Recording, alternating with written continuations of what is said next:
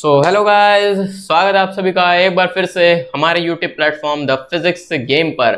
मैं Parth Shrivastava, currently enrolled in Banaras Hindu University. स्वागत करता हूं आप सभी का हमारे इस ऑनलाइन प्लेटफॉर्म पर, जहां पर हम करने वाले हैं आज हमारे चैप्टर केमिकल काइनेटिक्स का वन शॉट लेक्चर। पूरी की पूरी केमिकल काइनेटिक्स आज मैं आपको लेस देन 1 आवर में पूरी की पूरी तरीके से खत्म करने की पूरी कोशिश करूंगा। और आज आपके सारे कंसेप्ट्स यहाँ से क्लियर हो जाएंगे और जो भी चीज़ आपको नहीं आती होंगी आप इस वीडियो से बहुत कुछ यहाँ पे सीख के जाएंगे। और एमसीक्यूज हमने जो है इस चैप्टर का पूरा करा दिया है। प्लेलिस्ट आप चैनल पढ़िए, आप जाके वहाँ पे एक्सेस कर सकते हैं। ओके, तो बिना किसी टाइम वेस्ट के आइए शुरू करते हैं हम अपने इस वीडियो को और देखते हैं ये चैप्टर हमारा आखिर क्या है।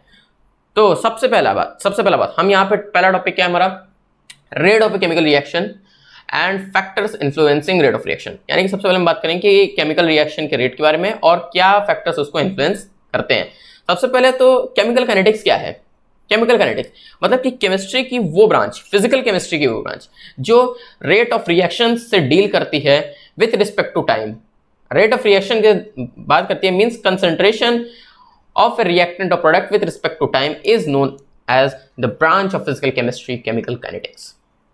सबसे पहले यहाँ पे देखिए क्या दिया हुआ है, the rate of a chemical reaction are can be defined as the change in concentration of reactant और प्रोडक्ट इन यूनिट टाइम। यानी कि जितना भी चेंज इन कंसंट्रेशन हमें देखने को मिल रहा है, change in concentration of product और रिएक्टेंट पर यूनिट टाइम, यही हमारा और कुछ नहीं बल्कि रेट ऑफ रिएक्शन होता है। रेट का मतलब क्या होता है, टाइम के रिस्पेक्ट में किसी भी चीज को कैलकुलेट करना, जो कि हमारा यहाँ पे रिएक्शन है। तो यानी कि रेट ऑफ रिएक्शन हमारा यहाँ पे ये बात कर रहा है और इसी रेट ऑफ रिएक्शन पे बेस्ड हमारा पूरा केमिकल काइनेटिक्स चैप्टर है।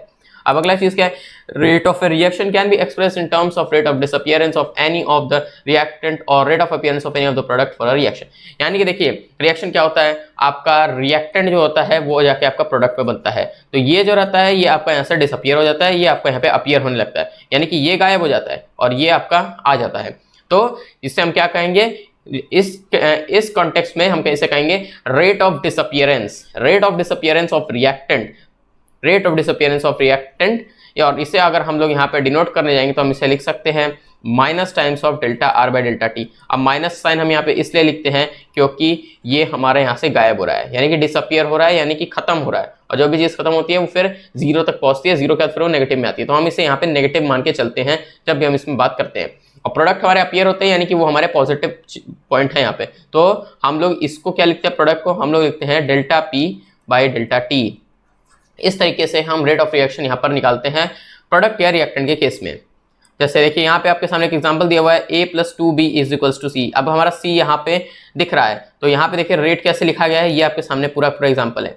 a जो है ये हमारा यहाँ पर क्या हुआ है, रेट ऑफ अपीयरेंस हमने यहाँ पे निकाला है, तो ये क्या है minus delta a by delta T, ये इक्वल टू होता है, ये इसी के इक्वल टू यहाँ पे आ रहा है।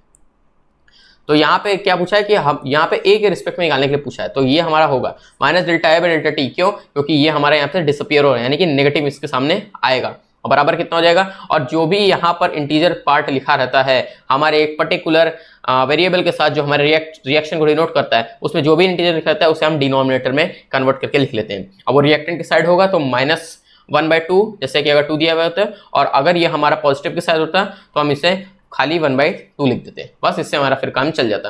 अब देखिए यहाँ से क्या है, minus delta a by delta T.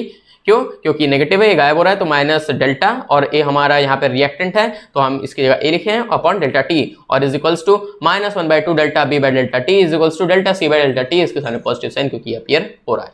उम्मीद करता हूँ आपको ये अब चीज समझ में आ गई होगी कि हम पॉजिटिव नेगेटिव का यूज क्यों करते हैं। जो चीज गायब होती है उसके लिए नेगेटिव, जो आती है वो प्लस पॉइंट है, यानी कि पॉजिटिव। ओके, बस। अब दो तरीके के हमारे रेट होते हैं, एक होता है हमारा इंस्टेनियस रेट, एक होता है एवरेज रेट। इंस्टेनियस रेट का मतलब है कि किसी एक पर्टिकुलर इंस्टेंट पे, जैसे कि यहाँ पर हम क्या करते हैं, इंस्टेंट में मतलब कि डिफरेंशिएट करते हैं। जैसे कि हम यहाँ पर जैसे 5 सेकंड हमने चला, और 5 सेकंड जैसे हमने 1 सेकंड चला, फिर 2 सेकंड चला, फिर 3, 5 सेकंड में ये 1 metre, 2 metre, 3 metre, 7 metre, 8 metre, ठीक है। तो अब हमें बताना है कि तीसरे सेकंड पे हम कितना चले हैं। तीसरे सेकंड पे हमारा 3 आ रहा है, तो अब इस 3 को निकालने के लिए हम लोग यहाँ पे डिफरेंशिएट करके यहाँ पे अमाउंट को निकालते हैं। यानी कि एक पर्टिकुलर इंस्टेंट पे जब हम किसी भी रेट ऑफ रिएक्शन को कैलकुलेट करते हैं तो उसी को हम लोग इंस्टेनियस रेट ऑफ रिएक्शन कहते हैं। और वहां पे फिर हम डेल्टा करें बल्कि डी का यूज करते हैं, क्योंकि डिफरेंशिएशन में डी का यूज किया जाता है। और ये आपके सामने यहाँ पे पूरा फॉर्मूला लिखा हुआ है।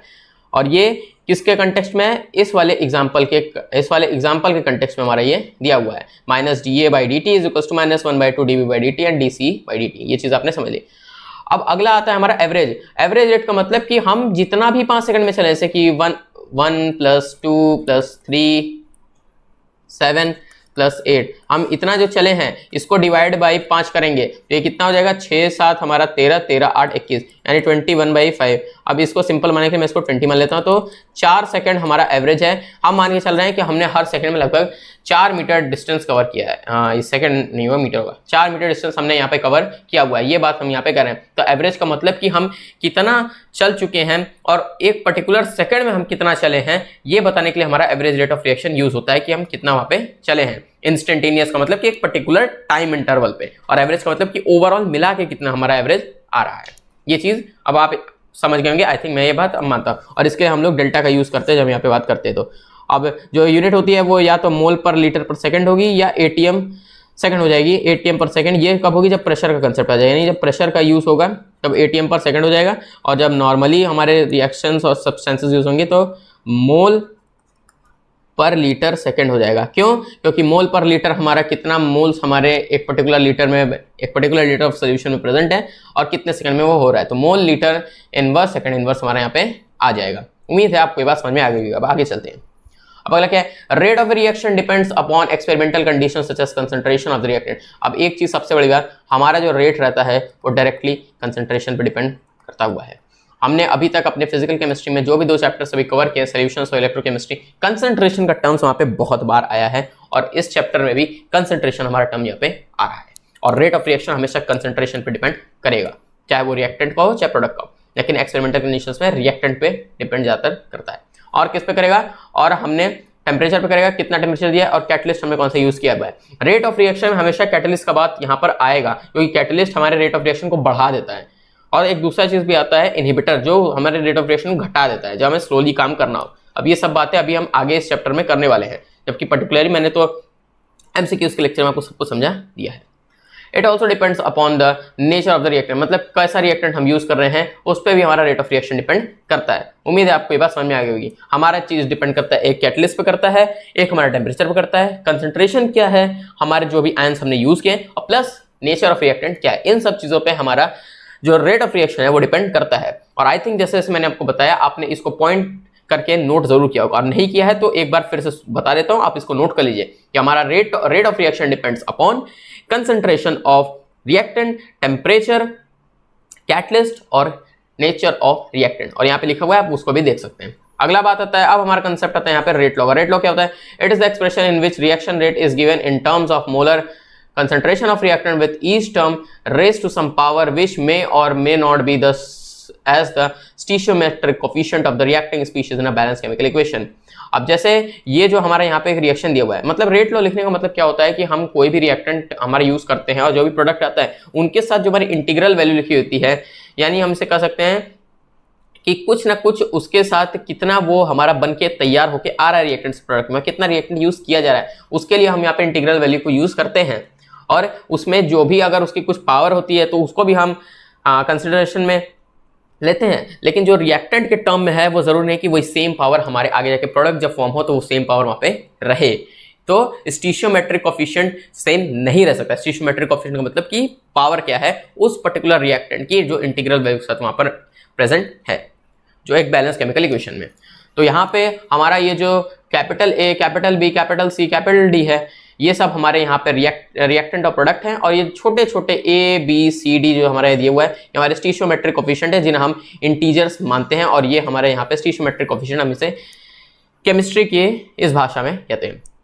ओके, अब अगर हम लोग इसका रेट लॉ लिखना हो तो रेट लॉ लिखने का सिंपल सा फंडा बताया हुआ है, K is equals to A X B Y, यानी ए हमारा रिएक्टेंट, बी हमारा रिएक्टेंट, उसके कुछ पावर दिए होंगे तो उस पावर को x और y, और अगर हम इसको डिफ्रेंशिएट कर दें तो हमें ये कुछ इस तरीके से मिल जाएगा। डिफ्रेंशिएट करने पे भी सेम मिलेगा।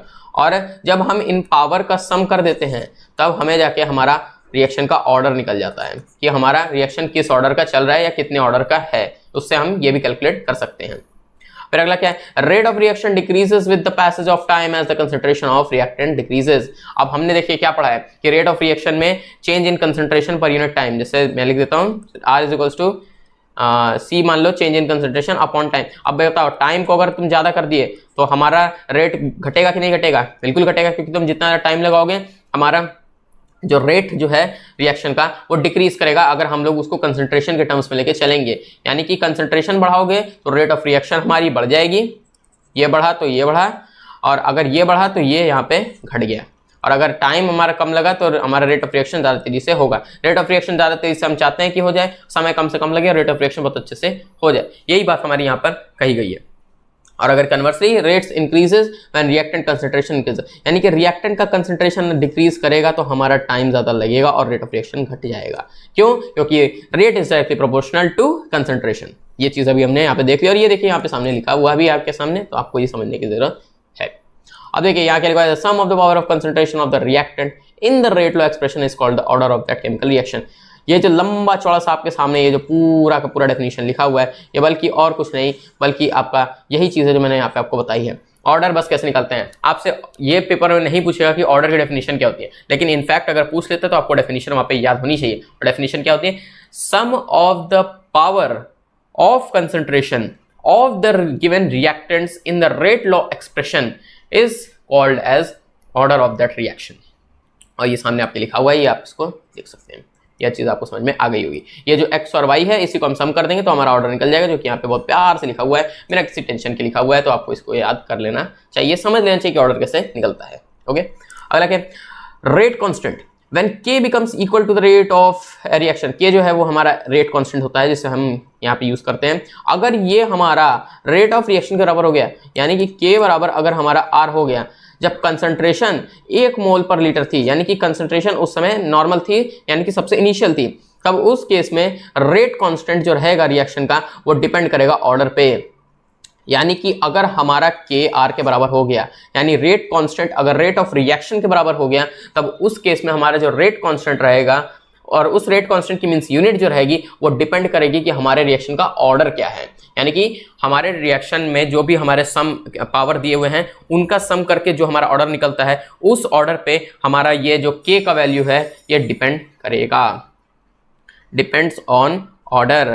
कब? जब ये r के बराबर हो जाए। तो इसको यहाँ पे लिख लो, अच्छे समझ में आ जाएगा। और ये पॉइंट को भी नोट कर लो, और ये पॉइंट भी काफी इंपॉर्टेंट है, नोट कर ही लो। मैं तो कहता हूँ पूरा का पूरा स्क्रीनशॉट ही ले लो, समझ जाओ अगर आप कर दूंगा तो। अब ये देखो, ये डायरेक्टली तुमको याद रखने वाली चीज है कि zero order reaction, first order reaction, second order reaction का यहाँ पर ये ऑर्डर ये तो होता है, पर्टिकुलर जानते हो। और रेट कांस्टेंट क्या क्या होता है ये तुम्हें याद करना चाहिए। निकालने के तरीके पे भी मत जाओ, निकालने के तरीके पे जाओगे तो बहुत समय लग जाएगा, लेकिन इसको निकालने का तरीका एनसीईआरटी में दिया हुआ है। एनसीईआरटी में देख लो, बहुत अच्छे से वहाँ पे दिया हुआ है कि हम इसे कैसे कैलकुलेट करके निकालते हैं डायरेक्टली। लेकिन मैं तो कहूँ तो अभी उसकी जरूरत नहीं है, क्योंकि आपके पेपर में सिर्फ जीरो ऑर्डर और फर्स्ट ऑर्डर ही आने वाला है। तो डायरेक्टली अगर ये रेट कांस्टेंट याद कर लोगे तो कम से कम मैक्सिमम चीजें केमिस्ट्री के लिए आपकी कवर अप हो जाएंगी। ओके, समझ गए? समझ ही गए हो यार। चलो अब आगे चलते हैं। आगे भाई, in case of gaseous reaction concentration is expressed in terms of pressure. अब भाई जब देखो गैस का बात आता है तो वहां पे प्रेशर का कंसेप्ट लगता है, क्योंकि वहां पे प्रेशर आ जाता है, सॉलिड्स में ऐसा नहीं होता है। तो यहाँ पे फिर हम लोग जब निकालेंगे तब यूनिट जो है वो हम एटीएम यूज करेंगे, यानी कि एटमॉस्फेयर हमारा कितना प्रेशर वहाँ पे दे रहा है उसी को हम यहाँ पे यूज करेंगे, यानी एटीएम। और बस वहाँ पे सिंपल सा यूनिट वहाँ पे ऐड हो जाएगा, ये मोल पर लीटर की जगह, तो ये एटीएम सेकंड इनवर्स हो जाएगा, एटीएम सेकंड इनवर्स। और ये तो सेकंड इनवर्स ही रहेगा क्योंकि यहाँ से तो पूरा कट ही जाएगा। ये चीज़ हमारा बस आ जाएगा जब हमारा गैसियस का बात होगा तब, नहीं तो नॉर्मली मोल पर लीटर पर सेकंड बहुत है। हाल क्या है, rate constant increases with increase in temperature. मतलब कि अगर तुमने के की वैल्यू को बढ़ा दिया तो हमारा टेम्परेचर भी वहां पर बढ़ेगा, यानी कि टेम्परेचर जितना ज्यादा दोगे रेट कांस्टेंट उतना ज्यादा वहां पर बढ़ेगा, डायरेक्टली डिपेंड करता है। फिर क्या है, अगर कैटलिस्ट का प्रेजेंस है तब तो भाई तब तो और बल्ले बल्ले हो जाएगी रेट ऑफ रिएक्शन की। वो तो कहेगा कि अब तो मेरे को बहुत मजा आ रहा है, मैं तो जल्दी जल्दी सब काम करूंगा। तो जो रेट ऑफ रिएक्शन रहेगा वो बहुत जल्दी जल्दी होगा, बहुत तेजी से होगा, जितना ज्यादा कैटलिस्ट अगर वहां पे कैटलिस्ट दे दिया, क्योंकि वो उसको इन्फ्लुएंस कर देगा कि तुम अब ये काम करो। जैसे मैं तुम्हें मोटिवेट करना चाहता हूँ कि भाई एग्जाम आ रहा है, पढ़ लो, मोटिवेट कर रहा हूँ, पढ़ लो, एग्जाम अच्छा हो जाएगा। तो वही काम यहाँ पे होता है। रेट ऑफ रिएक्शन के लिए जैसे कैटलिस्ट आएगा वो उसको इन्फ्लुएंस करेगा और फिर रेट ऑफ रिएक्शन वहां पे इंक्रीज करेगा, यानी तेजी से काम वहां पर होगा। ये बात होता है। अब ऑर्डर जो होता है किसी भी रिएक्शन का, ऑर्डर ऑफ रिएक्शन, इसको हम एक्सपेरिमेंटली निकालते हैं, यानी कि कैलकुलेट करके हम यहाँ पे निकालते हैं, तो एक्सपेरिमेंटली निकालना हुआ। तो अब क्या हुआ, ये हमारा 0 भी हो सकता है या कोई होल नंबर भी हो सकता है, फ्रैक्शनल, इवन, नेगेटिव, कुछ भी। मतलब कि ये हमारा चाहे तो 0 भी आ सकता है, ये हमारा नेगेटिव में भी आ सकता है, ये हमारा एक होल नंबर भी हो सकता है, इवन नंबर भी हो सकता है, 2, 4, 6, 8, ऑड में 11, 14, कुछ भी हो सकता है। तो ऑर्डर कुछ भी हो सकता है क्योंकि ये एक एक्सपेरिमेंटली डिटरमाइन क्वांटिटी होती है, इसलिए ये नेगेटिव भी हो सकता है, ये ऑर्डर, ये फ्रैक्शनल भी हो सकता है, और ये 0 भी हो सकता है, सब हो सकता है। समझे कि नहीं? समझ गए तो भाई लाइक ठोको यार, समझ गए, समझ ही गए होगे, टेंशन क्या लेना है। अगला क्या है, reactions which proceed in 2 steps, 2 or more steps are known as complex reactions. अब कॉम्प्लेक्स रिएक्शन का मतलब क्या, देखो, और and each step of a complex reaction is known as elementary step. The rate of a complex reaction is given by the slowest step called rate determining step amongst these steps. अब पहले एक बार यहाँ पे मैं रब कर लेता हूँ, फिर बताता हूँ कि इस लाइन का यहाँ पर मतलब क्या है। बहुत ज़्यादा खतरनाक मतलब नहीं है, जो भी लोग यहाँ पे समझ रहे हैं। जो पहली बार अगर केमिस्ट्री जो लोग अभी तक नहीं पढ़े भाई, यहाँ पे पढ़ लो यार, समझ जाओगे हर चीज़, हर बात यहाँ पे समझाऊंगा, तो समझ लो। पेपर आ रहा है नज़दीक, और अगर चाहिए एडमिशन बढ़िया से बढ़िया यूनिवर्सिटी में तो पढ़ लो भाई, क्या जा रहा है। नीट वाले भी चाहें तो देख सकते हैं, क्योंकि नीट में भी यही सब चीज़ें आने ही है यार। नीट में भी कोई बहुत ज़्यादा यहाँ पर ऐसी चीज़ें खतरनाक नहीं आती हैं। नीट में भी क्वेश्चंस अच्छे आते हैं, लेवल अच्छा होता है, लेकिन यही सब यहाँ पे बेस होते हैं। तो बेस के लिए चाहो तो यहाँ पे देख सकते हो, समझे। तो आ देखो, अब एक बार बताओ, तुमने मान लो 2 रोटी खाई, 2 रोटी खाने में तुमको समय ज़्यादा लगा, लेकिन दूसरा बंदा है उसने 1 ही रोटी खाई, तो उसको कम समय लगा, उसको कम समय लगा कि नहीं? अगर दोनों अपनी नॉर्मल स्पीड से खा रहे हैं तो ठीक है, मीन्स मैं मान के चला कि दोनों एक ही स्पीड से खाते हैं। तो एक बार बताओ, जिसको ज्यादा समय लगेगा उसको मीन्स ज्यादा मेहनत करनी पड़ रही है, यानी कि उसमें कॉम्प्लेक्सिटी ज्यादा है, यानी कि उसको ज्यादा समय लग रहा है। तो जब भी ज्यादा समय लगता है तो यानी कि मान लेते हैं कि वहां पे कुछ कॉम्प्लेक्सिटी वहां पर आ रही है। जैसे उसके सामने रोटी है तो सामने उसके पास दाल है, चावल है, सब्जी है, लेकिन ये जो खा रहा है इसके पास सिर्फ सब्जी है, तो ये जल्दी खा लेगा 1 रोटी है तो, और उसके पास 2 रोटी है, उसके पास ज्यादा वहां पे प्रकार के व्यंजन है, तो वो वहां पे लेट करेगा। यही बात बस हमारा रिएक्शन यहाँ पे कह रहा है। ये जो लाइन हमारी कह रही है कि रिएक्शन जो 2 स्टेप में पूरे होते हैं, 2 या उससे ज्यादा स्टेप लग जाते हैं मेरे रिएक्शन को करने में, तो उन्हीं रिएक्शंस को हम लोग कॉम्प्लेक्स रिएक्शंस कहते हैं, क्योंकि वहाँ पे मतलब कि बहुत सारी चीजें वहाँ पे हो रही हैं, वहाँ पे बहुत सारे केसेस वहाँ पे इन्वॉल्व हो रहे हैं। लेकिन अगर कोई रिएक्शन ऐसा है जो बहुत बढ़िया रिएक्शन है, वो सिर्फ और सिर्फ 1 स्टेप में पूरा हो जाएगा, मतलब कि उसको एक बार रिएक्ट कराओ, वो बन के प्रोडक्ट दे देगा, फिर उसको और कुछ करने की जरूरत नहीं है, तो वो रिएक्शन को ही हम लोग एक तरह कर सकते हो कि सिंपल रिएक्शन भी कहते हैं, या कह सकते हैं कि वो कॉम्प्लेक्स नहीं होता है, बहुत जल्दी हो जाता है, और उसी को हम लोग बेसिकली प्रेफर करते हैं जब भी हम लोग यहाँ पर बात करेंगे। और जो इस कॉम्प्लेक्स रिएक्शन में जो सबसे पहला स्टेप होगा उसे हम एलिमेंट्री स्टेप कर देंगे। ईच स्टेप का मतलब ही भाई वही है, पहला स्टेप के बारे में ही बात कर रहे हैं। और कॉम्प्लेक्स रिएक्शन का जो रेट हम निकालते हैं वो स्लोएस्ट स्टेप्स निकालते हैं, यानी कि कौन सा स्टेप सबसे धीरे हो रहा है, रेट डिटरमाइनिंग स्टेप उसी कहेंगे, क्योंकि भाई उसी पे डिपेंड करेगा ना कि क्यों देरी लग रही है। तो सबसे धीरे कौन सा हो रहा है वही हमें बताएगा कि रिएक्शन में इतना समय क्यों लग रहा है। तो जो सबसे स्लोएस्ट स्टेप होता है रिएक्शन का वही बताता है, वही हमारा रेट डिटरमाइनिंग स्टेप होता है, वही बताता है कि हमारा रेट ऑफ रिएक्शन किस स्पीड से वर्क कर रहा है। समझे कि नहीं? समझ गए तो भाई लाइक कर दे यार वीडियो, और पढ़ते रहो आगे, और इस स्क्रीनशॉट चाहिए तो ले ही लो। चलो चलते हैं आगे। अगला क्या गया, अब बात आ गई यहाँ पे हमारी मॉलिक्यूलैरिटी की। अब मॉलिक्यूलैरिटी क्या होती है? इसका मतलब कि जो भी हमारा एक पर्टिकुलर रिएक्शन हो रहा है उसमें जो भी मॉलिक्यूल्स इन्वॉल्व हैं, जैसे कुछ स्पीशीज होंगी वहां पे जो रिएक्शन कर रही हैं, जो रिएक्टेंट हमारे हैं, तो वही स्पीशीज को ही हम लोग वहां पे मॉलिक्यूल्स कहते हैं।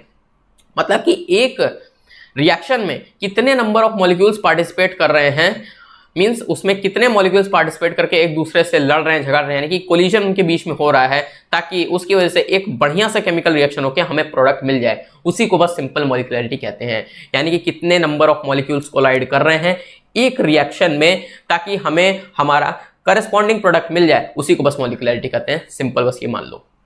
यहाँ जो लंबा सा लिखा है इसको भी पढ़ लो, लेकिन जो मैंने बताया है मतलब वही है, सिंपल एकदम बताया है। Number of reacting species taking part in an elementary reaction. Elementary का मतलब जो एक स्टेप में रिएक्शन हो जाए, which must collide simultaneously in order to bring about a chemical reaction. It is a theoretical concept. It is always a whole number. whole number से क्या मतलब कि ये सिर्फ इंटीजर वैल्यू में रहेगा, 1 2 3 4 ऐसे ही कुछ रहेगा। ये कभी भी 0 या फ्रैक्शनल हो सकता है, यानी कि 0 या 1/2 या डेसिमल में कुछ भी लिखोगे तो ये सब हमारा मॉलिक्यूलैरिटी नहीं हो सकता, क्योंकि मॉलिक्यूल्स भाई एक ही मॉलिक्यूल होता है। अब तुम उसको तोड़ोगे तो वो दो अलग अलग मॉलिक्यूल बन जाएगा। वो ये नहीं कि वो आधा है, ये आधा मॉलिक्यूल है, ये आधा मॉलिक्यूल है। ऐसा चीज हमारा जब रिएक्शन होता है तो वो नहीं देखता है, वो देखता है कितने मॉलिक्यूल्स हैं। तुम एक मॉलिक्यूल को तोड़ोगे वो दो मॉलिक्यूल बन जाएगा, वो आधा आधा होगा लेकिन वो दो अलग अलग मॉलिक्यूल हो जाएगा। इसीलिए हमारा मॉलिक्यूलैरिटी जो है वो कभी भी ना तो जीरो हो सकता है, क्योंकि मॉलिक्यूल्स नहीं रहेंगे तब तो रिएक्शन ही नहीं प्रोसीड होगी, और रिएक्शन नहीं होगी तो हमारा कोई मतलब नहीं है यहाँ पे, समझे।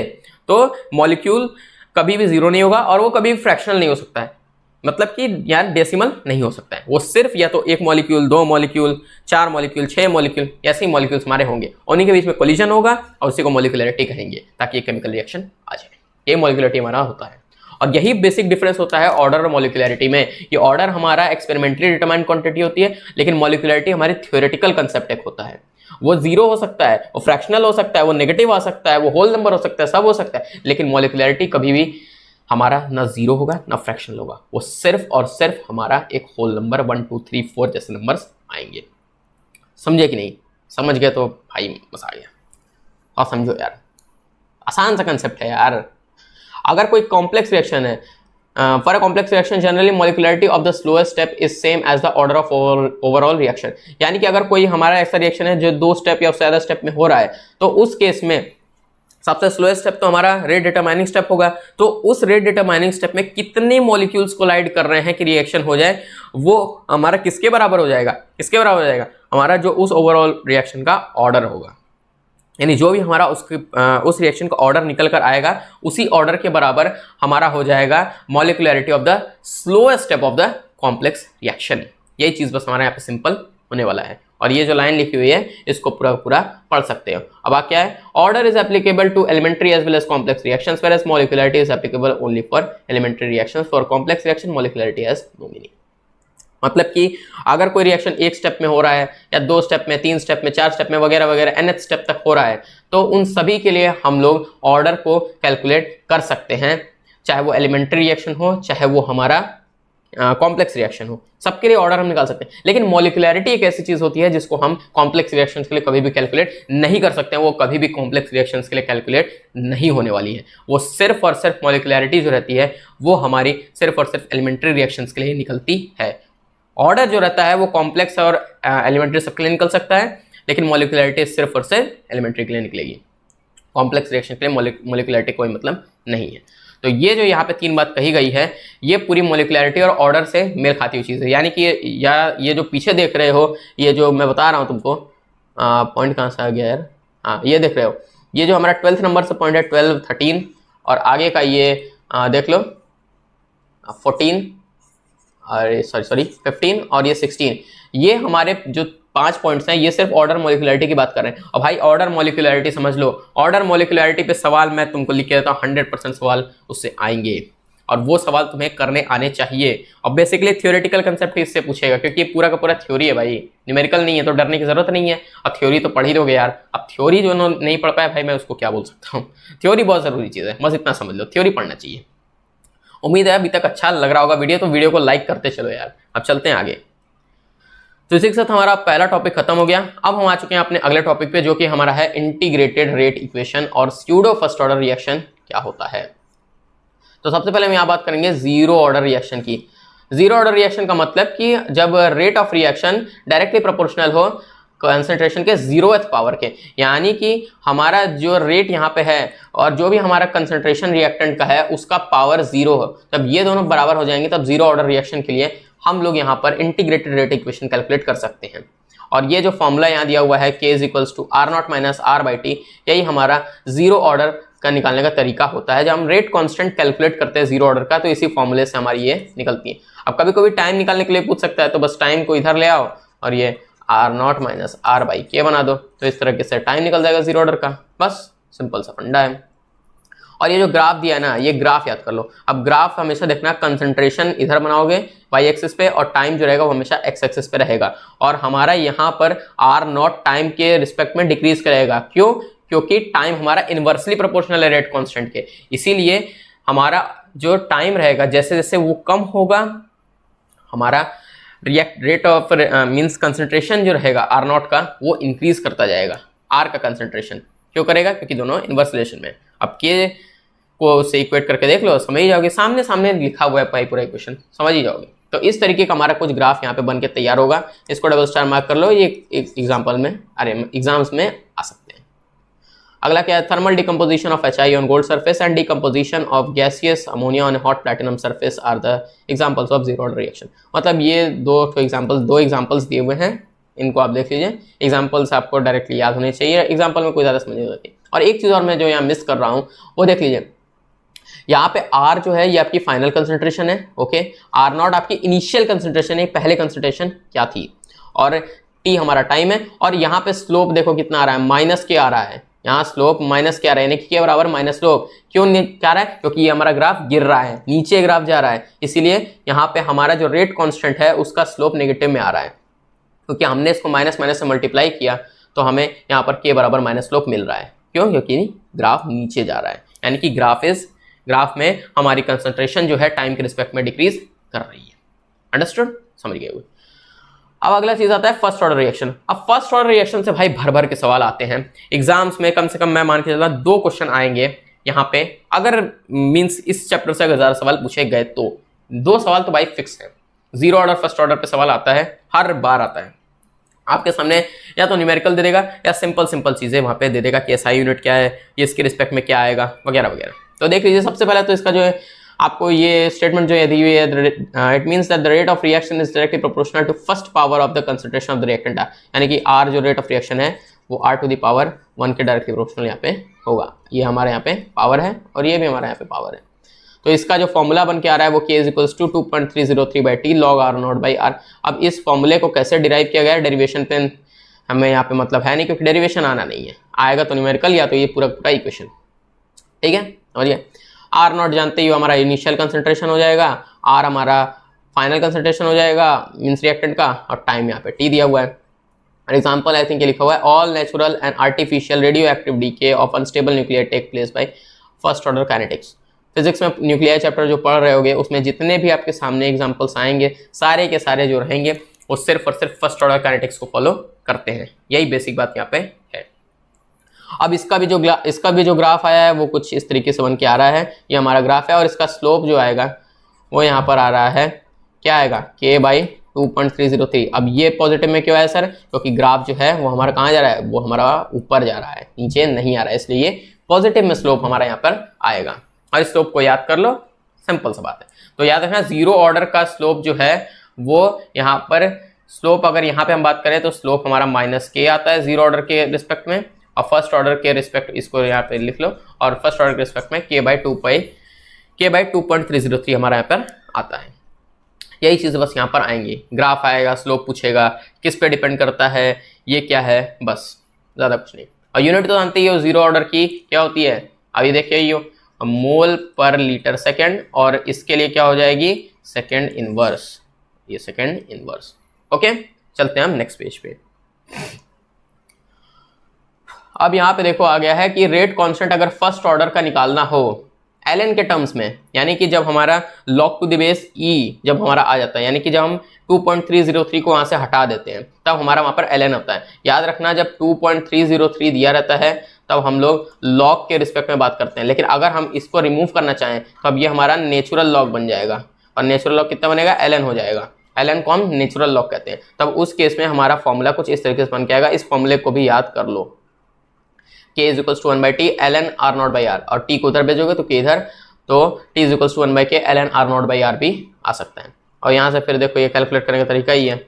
अब ये कैसे आ रहा है, इसी को देखो यार, हमने क्या पढ़ी, प्रॉपर्टी तो पढ़ी ही है, मैथ्स में तो पढ़े होगे भाई, इतनी मैथ्स तो आती होगी कि log m/n अगर कुछ होता है तो इसको हम कैसे लिखते हैं, log का m माइनस log का n। ये तो भाई बेसिक प्रॉपर्टी है, वही प्रॉपर्टी लगा के बस इसको यहाँ पे निकाल दिया गया है। अब इसको आगे कैलकुलेट करके आप खुद कॉपी पेन से लिख के देख सकते हैं। और इस केस में जब हमारा नेचुरल लॉग मीन्स देखो, वो जो ग्राफ था वो हमारा लॉग के केस में था, लेकिन अगर ये नेचुरल लॉग के केस में पूछा, नेचुरल लॉग के केस में, तो आपका ये जो ग्राफ है वो कुछ इस तरीके से बन के आ जाएगा। यहाँ पे स्लोप जो रहेगी वो फिर से नेगेटिव में आ जाएगी। अब आप पूछेंगे कि सर एक बार बताइए हम पहचानेंगे कैसे? अरे भाई देखो, सिंपल सा फंडा है, ये देखो यहाँ पे ln का टर्म दिया हुआ है, एक बात गौर करो, जीरो ऑर्डर में कहीं भी लॉग का टर्म था? नहीं था।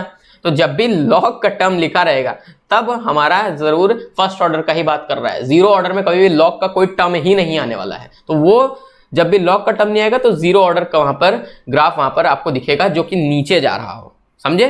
और स्लोप वहां पे माइनस के होगा। और जब यहां पर फर्स्ट ऑर्डर में बात करोगे तो यहां पे दिख जाएगा, यहां देखो ln लिखा हुआ है, ln जैसे दिखेगा ग्राफ नीचे गिर रहा है तो स्लोप यहाँ पे माइनस के हो जाएगा, ये चीज याद रखना। और ये जो पीछे देख रहे हो ये देखो यहाँ क्या दिया हुआ है, ये दिया हुआ है लॉग के टर्म्स में, यानी कि लॉग के टर्म्स में रहेगा तो ग्राफ ऊपर जाना चाहिए और नेचुरल लॉग के टर्म्स में रहेगा तो ग्राफ नीचे जाना चाहिए। समझे कि नहीं बिड़ू? समझे कि नहीं? समझ गए होगे यार, प्यार से बोलता हूँ यार, समझ ले करो। तो इस तरीके से हमारा कुछ ग्राफ यहाँ पे बनकर आएगा। और अगर हम लोग यहाँ पर इसको गैसियस फेज में बात करना चाहें, गैसियस फेज में जो हमारा दिया हुआ है, गैसियस फेज में भी हमारा कुछ इस तरीके से फॉर्मूला डिराइव हो क्या आता है। और ये हमारा कभी कभी डायरेक्टली ये एग्जाम में पूछ दिया जाता है कि हमें प्रेशर गैसियस टर्म्स के फॉर्म में प्रेशर के टर्म्स में यहाँ पर रेट कांस्टेंट कैलकुलेट करते रहो। तो कैलकुलेट करने की जरूरत नहीं है क्योंकि ये हमारे सिलेबस में इसका डेरिवेशन वगैरह कुछ नहीं है, सिर्फ और सिर्फ इसका डायरेक्टली ये फॉर्मूला याद रख लो, काम आएगा। समझे? सिंपल सा बस ये बात है। तो अब देखते हैं हम आगे। अब यहाँ देख सकते हैं पी आई जो है इनिशियल प्रेशर है पे, टाइम टी जीरो, और पी टी जो है वो टोटल प्रेशर है। अब इस तरीके से कैलकुलेट करके आगे अब बात करते हैं हाफ लाइफ पे। अब यहाँ से हमारा आधा चैप्टर पूरा का पूरा यहाँ पे उड़ चुका है, अब हमारा आधा चैप्टर बचा हुआ है, आधे चैप्टर पे हमें फोकस करना है। तो अब हाफ लाइफ कैसे निकलती है? कोई भी देखो क्या होता है, it is the time in which the concentration of a reactant is reduce to half of its initial concentration. यानी कि हमारा जो भी वहां पर रिएक्टेंट इन्वॉल्व हो रहा है, रेट ऑफ रिएक्शन वहां पे हो रहा है, रिएक्शन हो रहा है वहां पे, तो उस रिएक्टेंट की जो कंसंट्रेशन है जब वो रिड्यूस होके, यानी कि आर सी कंसंट्रेशन अगर ये घटकर R/2 हो जाए अपने इनिशियल कंसंट्रेशन के टर्म में, यानी कि R इनिशियल के टर्म्स में, ये हमारा जो रिएक्शन का रिएक्टेंट का कंसंट्रेशन है अगर वो R/2 हो जाए, तब उसी टाइम को, जिस टाइम में ये होगा उसी को हम लोग हाफ टाइम कहेंगे। ज्यादा डीप में जानने की जरूरत नहीं है, यानी कि सिंपल से कह सकते हैं time required to reduce the concentration of a reactant to half of its initial concentration is known as half life, या हाफ लाइफ ही कहोगे यार। और एक चीज और, ये जो बात यहाँ पे कही गई है सबसे इंपॉर्टेंट है, इस पे सवाल आता है और ग्राफ में भी आता है। जीरो ऑर्डर के लिए याद रखना टी हाफ R0 पे डिपेंड करेगा, और फर्स्ट ऑर्डर के लिए टी हाफ कभी भी R0 पे डिपेंड नहीं करेगा। क्यों नहीं करेगा? क्योंकि देख लो यहाँ पे टी हाफ का हमारा इक्वेशन R0/2 क्या आता है, ये जीरो ऑर्डर के लिए है, जीरो ऑर्डर के लिए। और फर्स्ट ऑर्डर के लिए कितना आता है, t half is equal to 0.693/k। अब यहाँ पे R0 को कोई टर्म नहीं आ रहा है, यानी कि इनिशियल कंसंट्रेशन नहीं आ रही है, तो इसका मतलब ये कभी भी हमारे इनिशियल कंसंट्रेशन पर डिपेंड नहीं करेगा। फर्स्ट ऑर्डर नहीं करेगा, जीरो ऑर्डर करेगा, दोनों की हाफ लाइफ करेगी, हाफ लाइफ, टोटल लाइफ नहीं, हाफ लाइफ, समझे? बस। अब यहाँ से अगर हम लोग ये देखें जनरल में, अगर फर्स्ट ऑर्डर रिएक्शन के लिए देखें तो क्योंकि रेडियो एक्टिविटी के केस में भी बात होती है, तो n को हम लोग n0/2 whole to the power n हम लोग लिख सकते हैं। यहाँ पे n0 हमारा इनिशियल अमाउंट है रिएक्टेंट का, जो इनिशियली कितना लिए हैं, n जो है वो कितना अमाउंट अब यहाँ पे बच रहा है, यानी कितना खर्चा हो गया रेडियो एक्टिविटी करने में, क्योंकि न्यूक्लियर कंसेप्ट में बात हो रहा है, या रिएक्शन करने में कितना खर्चा हो गया उसको निकाल दो, और कितना बचा हुआ है वो हमारा n है, और ये छोटा n है पावर में, ये कितना total time upon half life, यानी कि कितना समय, जैसे 100% टाइम है और हाफ लाइफ 50 है, तो इतना टाइम हमारे पास बचेगा, इसका कर दोगे तो। अब यहाँ से आता है कि relation between half life period of reactant and it's initial concentration for nth order. nth order के लिए भी कभी कभी पूछ देता है। एक सेकंड गाइस, हाँ, अरे एक मिनट गाइस, आपके लिए आई थिंक ये थोड़ा सा वो हो रहा होगा, एक मिनट गाइस, हम यहाँ से जरा चलते हैं पहले, एक सेकंड, टेंशन की बात नहीं है यार,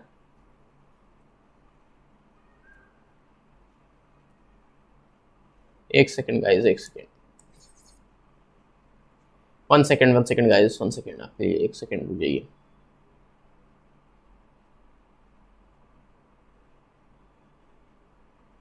एक सेकंड, आई थिंक ये वाला पेज था, ये हो चुका है हमारा, ये वाला चल रहा है, इसको हम थोड़ा सा यहाँ पे कर लेते हैं शॉर्ट। एक सेकेंड, एक सेकेंड, आप थोड़ा सा टेंशन लेने की जरूरत नहीं है।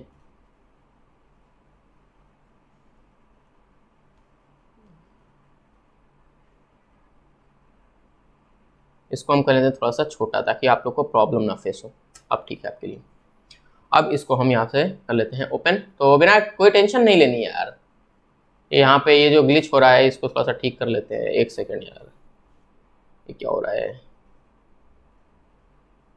1 सेकेंड गाइस, ये आई थिंक आपका कुछ यहाँ पे प्रॉब्लम दे रहा है। तो एक काम करते हैं, इस पेज को हम स्किप ही कर देते हैं, अभी नेक्स्ट पेज पे चलते हैं। तो उसमें मीन्स इसमें तो देखिए सारी बातें आपकी हो चुकी है, तो आपको अब टेंशन लेने की ज़रूरत नहीं है। तो अब हम इस पेज पे चलते हैं और यहाँ से इसको ओपन कर लेते हैं, ताकि आपको प्रॉब्लम, पिछले वीडियो थोड़ा सा कुछ प्रॉब्लम हो गया था, तो अब टेंशन लेने की जरूरत नहीं है, उसको मैंने ठीक कर लिया। तो हम क्या पढ़ रहे थे कि हाफ लाइफ ऑफ रिएक्टेंट और उसके इनिशियल कंसंट्रेशन में nth ऑर्डर का जब है तो क्या रिलेशन आता है। तो वो कुछ इस तरीके का आता है, जो कि हमारा टी हाफ बराबर 1/k ऑफ r0⁻n-1 हमारा इस तरीके से कुछ निकल के आता है। तो इस तरीके से हम इसको कैलकुलेट करते हैं। वैसे ये तो ज़्यादा पूछेगा नहीं, लेकिन आपको ये आना चाहिए, इसको याद कर लो, बहुत है, ठीक है। पढ़ना है, स्कोर करना है बढ़िया।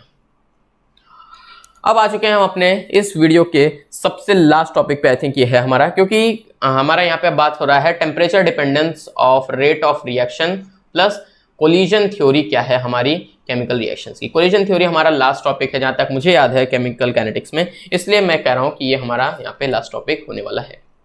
तो आइए बात करते हैं। सबसे पहला दिया हुआ है कि जो rate of reaction, the rate of reaction is dependent on temperature, यानी कि टेम्परेचर पे पूरी तरीके से हमारा रेट ऑफ रिएक्शन डिपेंड करता है कि हमारा रेट ऑफ रिएक्शन जो हो रहा है वो कितने टेम्परेचर पे हो रहा है। बढ़ गया तो क्या फर्क पड़ रहा है, घट गया तो क्या फर्क पड़ रहा है। तो याद रखना, जितना ज्यादा टेम्परेचर घटाओगे रेट ऑफ रिएक्शन घट जाएगा, जितना ज्यादा बढ़ाओगे उतना रेट ऑफ रिएक्शन बढ़ जाएगा। This is expressed in terms of what, temperature coefficient. और टेम्परेचर कोफिशिएंट क्या होता है वो बातें यहाँ पे आपके सामने लिखी हुई है।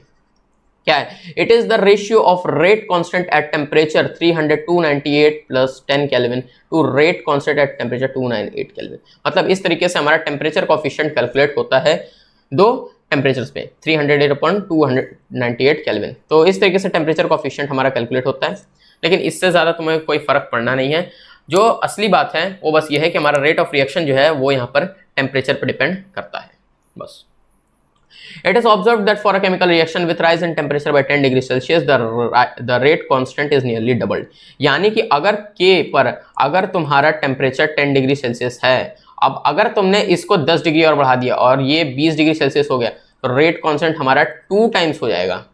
और अगर फिर तुमने इसको 30 डिग्री सेल्सियस किया तो फिर ये 4 टाइम्स ऑफ क्या हो जाएगा। यानी कि तुम जितना ज्यादा 10 डिग्री सेल्सियस टेम्परेचर का राइज करवाओगे रेट कांस्टेंट उतना ही 2 टाइम्स करके बढ़ता जाएगा। समझे? 2 टाइम्स करके बढ़ता जाएगा। जैसे 1 से 2 को जैसे 1 से 2 हुआ, 2 से 4, 4 से 8, 8 से 16, तो ऐसे ही उसका डबल होता जाएगा गिवन टेम्परेचर का। तो अब आगे देखते हैं। अब बात आ चुकी है हमारी अरहेनियस इक्वेशन की। अरहेनियस इक्वेशन जो है ये हमारा बहुत ज़्यादा तो मीन्स वो नहीं है, हमें इसके बारे में ज़्यादा बात नहीं करनी, हमें बस इसका इक्वेशन जो होता है वो याद रखना है। K is equals to AE to the power minus EA/RT, जहाँ पे K हमारा होता है रेट कांस्टेंट, A होता है हमारा अरहेनियस कांस्टेंट, E हमारा होता है एक्टिवेशन एनर्जी, R होता है गैस कांस्टेंट, T होता है हमारा टेम्परेचर। और ये बातें यहाँ पे देख सकते हो साफ साफ दी हुई हैं। अब जूल पर मोल दिया हुआ है तो हम कौन सी वैल्यू यूज करेंगे रेट कांस्टेंट की? 8.314 केल्विन। अब ये सर आपने कैसे कहा कि आपको ये टेम्परेचर पता है? भाई इसके लिए 11th की केमिस्ट्री पढ़ी होगी तभी आएगा कि हम लोग R की वैल्यू कैसे कंसिडर कर रहे हैं। नहीं आए तो एक बार 11th का वो टॉपिक खोल के देख लो, समझ जाओगे, ज्यादा बड़ा टॉपिक नहीं है। अगला क्या है? अगला क्या? Activation energy. अब ऐसी एनर्जी जो चाहिए ही चाहिए, means activated energy, activated complex, यानी जो कॉम्प्लेक्स हमारा एक्टिवेट हो रहा है और रिएक्टेंट मॉलिक्यूल जो है, यानी कि जो कॉम्प्लेक्स हमारा एक्टिवेट होकर बनना चाह रहा है और जो रिएक्टेंट मॉलिक्यूल है, उन दोनों के बीच में कितना फर्क आ रहा है, कितना एनर्जी उन दोनों लगा रहे हैं इस रेट ऑफ रिएक्शन को चलाने में, उसी एनर्जी डिफरेंस उन दोनों के बीच में जो आएगा उसी एनर्जी डिफरेंस को एक्टिवेशन एनर्जी कहेंगे। यानी कि इतनी एनर्जी जो चाहिए ही चाहिए हमारे इंटरमीडिएट को ताकि हमारा एक्टिवेटेड कॉम्प्लेक्स वहां पे फॉर्म हो जाए, या एक्स्ट्रा एनर्जी जो होती है रिएक्टेंट मॉलिक्यूल के पास ताकि ये आगे कोलिजन कर सके ताकि प्रोडक्ट हमारे फॉर्म हो सके।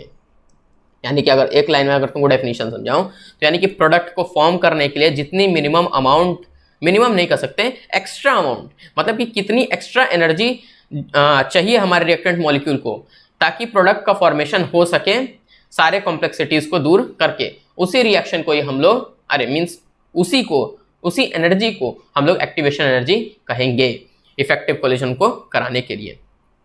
समझे कि नहीं समझे तो ये पढ़ लो।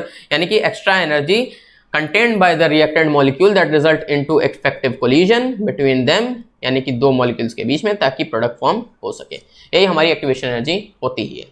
अब अगला क्या, अब अगला है हमारा थ्रेशोल्ड एनर्जी। अब थ्रेशोल्ड एनर्जी पढ़ोगे भाई, यानी कि कुछ ना कुछ एक्स्ट्रा एनर्जी चाहिए ताकि हमारा यहाँ पर रेट ऑफ रिएक्शन हो सके और हमारा सब काम हो जाए आसानी से।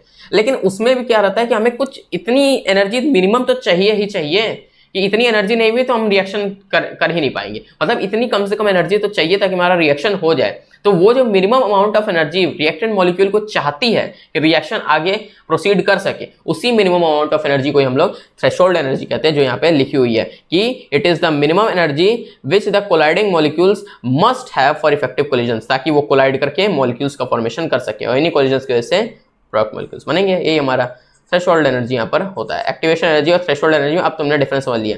एक्टिवेशन एनर्जी एक्स्ट्रा एनर्जी जो चाहिए रिएक्टेंट मॉलिक्यूल को, और थ्रेशोल्ड एनर्जी मतलब कि इतनी मिनिमम एनर्जी रिएक्टेंट मॉलिक्यूल के पास होनी चाहिए ताकि रिएक्शन हो सके।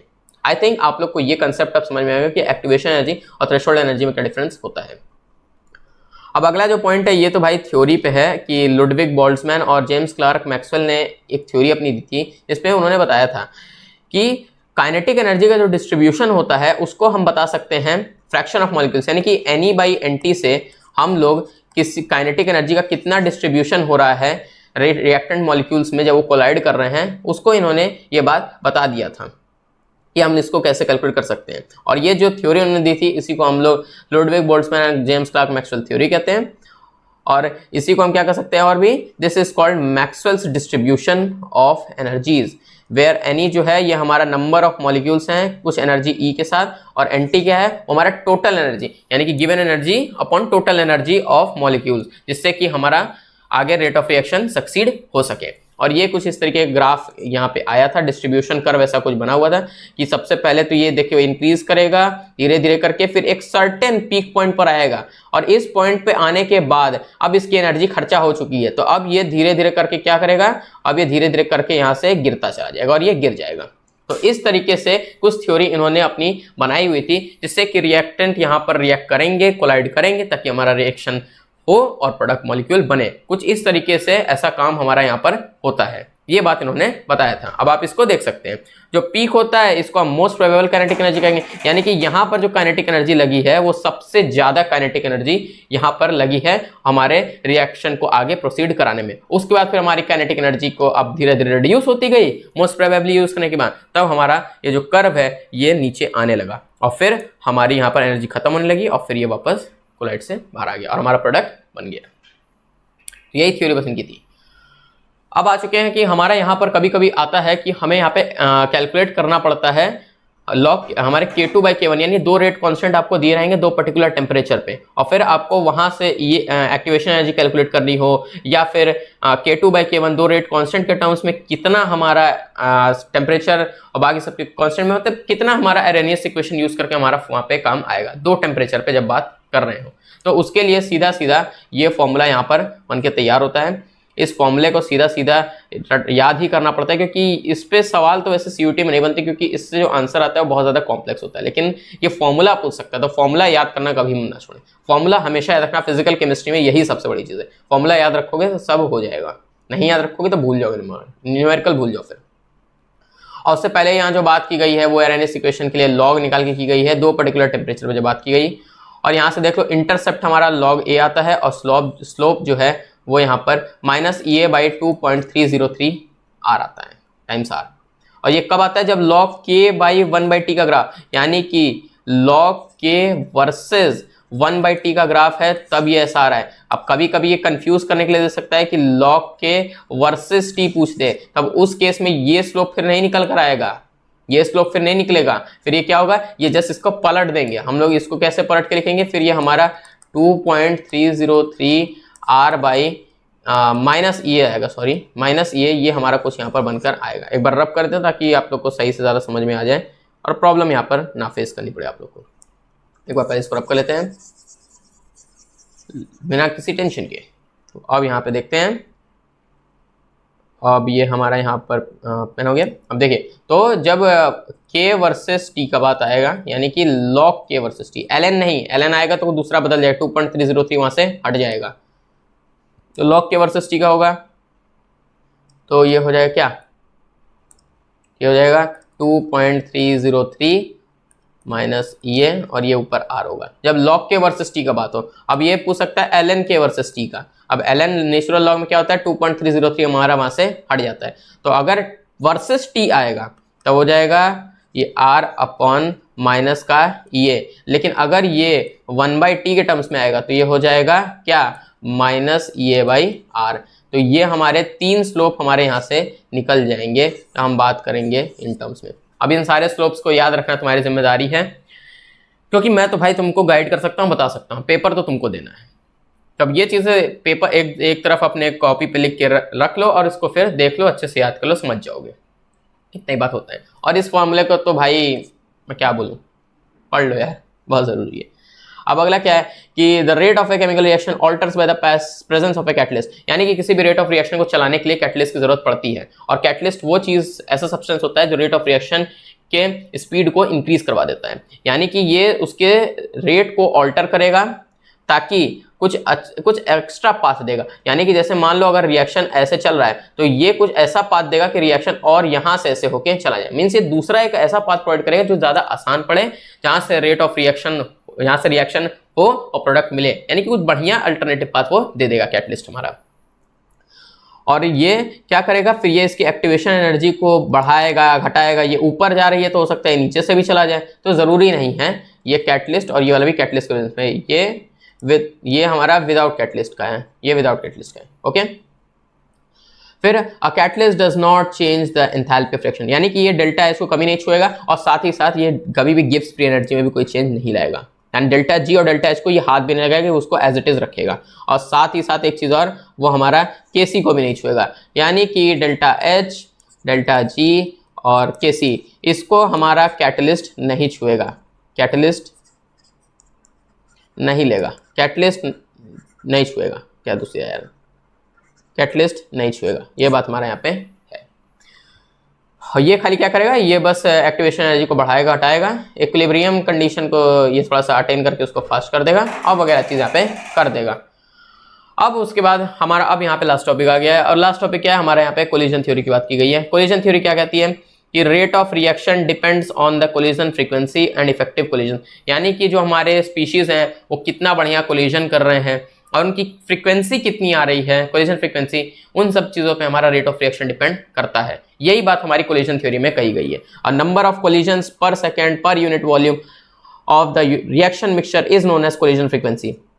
ये डेफिनेशन देख लो कि कितने कोलिजन्स एक पर सेकेंड में एक गिवन यूनिट वॉल्यूम में कितने रिएक्शन मिक्सचर के हो रहे हैं, उसी को हम कोलिजन फ्रीक्वेंसी कहते हैं। और ये जो इसका फॉर्मूला आता है, ये बस क्या है कि ये अरेनियस इक्वेशन को एनहांस किया गया है, उसमें एक टर्म z को ऐड कर दिया गया जो कि हमारे कोलिजन फ्रीक्वेंसी यहाँ पे होता है। जेड ए बी जो रहेगा ये रिप्रेजेंट करेगा कोलिजन फ्रीक्वेंसी क्या है, ए और बी दो मॉलिक्यूल्स कर दिए हैं, और ये e⁻⁻a/RT ये हमारा फ्रैक्शन बताएगा मॉलिक्यूल्स का, जिसकी एनर्जी या तो E के बराबर रहेगी या तो E से ज़्यादा रहेगी, इनकम नहीं रहेगी, एक्टिवेशन एनर्जी कम नहीं होगी, कोलिजन थ्योरी में बात कही गई है। फिर क्या है लास्ट पॉइंट देख लेते हैं, proper orientation of reactant molecule lead to bond formation, यानी कि अगर बढ़िया उनके बीच में ओरिएंटेशन बनेगा, बढ़िया तरीके से वो बॉन्ड बना रहे हैं, तब तो वहाँ पर क्या होगा, प्रोडक्ट फॉर्म होंगे। लेकिन अगर यही काम क्या होगा, अगर वहाँ पे ओरिएंटेशन जो है अगर वो प्रॉपर नहीं रहा, इम्प्रॉपर यानी कि खराब रहा, तो वो क्या होगा, सिंपली वो रिएक्टेंट मॉलिक्यूल वापस अपनी इनिशियल स्टेज पे पहुंच जाएंगे, फिर कोई कोलिजन उनके बीच में नहीं होगा, प्रोडक्ट फॉर्म नहीं होंगे। ये बात कोलिजन थ्योरी ने कहा था। यानी कि सबसे बड़ी बात होती है कि वहां पे प्रॉपर ओरिएंटेशन होना चाहिए मॉलिक्यूल्स के बीच में, ताकि एक बेहतरीन तरीके से बॉन्ड का फॉर्मेशन हो दोनों के बीच में, और फिर वो लोग प्रोडक्ट को फॉर्म कर दें। और collision of correctly oriented particles will be effective if the kinetic energy of collision greater than equal to activation energy according to collision theory. Another factor P, जिससे स्टेरिक फैक्टर कहते हैं, उसको introduce किया गया, जो रिफर करता है orientation के बारे में, जिससे मॉलिक्यूल्स कोलाइड करेंगे और इंपॉर्टेंट रहेंगे और इफेक्टिव कोलिजन की तरफ कंट्रीब्यूट कर देंगे, और फिर ये हमारा यहाँ से रेट निकल कर आ जाएगा। तो इसी के साथ अब हमारा यहाँ पर केमिकल काइनेटिक्स का भी वन शॉट अब पूरा होता है। उम्मीद है आपको ये वीडियो काफ़ी अच्छा लगा होगा। वीडियो अच्छा लगा तो वीडियो को लाइक करो, चैनल को सब्सक्राइब करो, अब कमेंट किया करो यार, कमेंट करोगे तब हमें पता चलेगा कि तुम्हें भी कुछ सीखने को मिला है। वन शॉट लेक्चर अब हमारे पूरी फिजिकल केमिस्ट्री का खत्म हो चुका है। अब हमारी ऑर्गेनिक और इनऑर्गेनिक के लिए अब हमारे वन शॉट्स बचे हुए हैं, वो भी बहुत जल्दी अब इस चैनल पे अवेलेबल हो जाएंगे। जल्द से जल्द अवेलेबल करवाने की मैं कोशिश करूंगा आपके लिए, क्योंकि आपके एग्जाम्स नज़दीक आ रहे हैं। तो तब तक के लिए अभी जितने वन शॉट्स आए हैं उनको आप पढ़ लीजिए, देख लीजिए, समझ लीजिए, जो करना है कर लीजिए। तो अब हम आपसे मिलेंगे नेक्स्ट वीडियो में, तब तक के लिए take care, bye bye and all the best for your future aspects.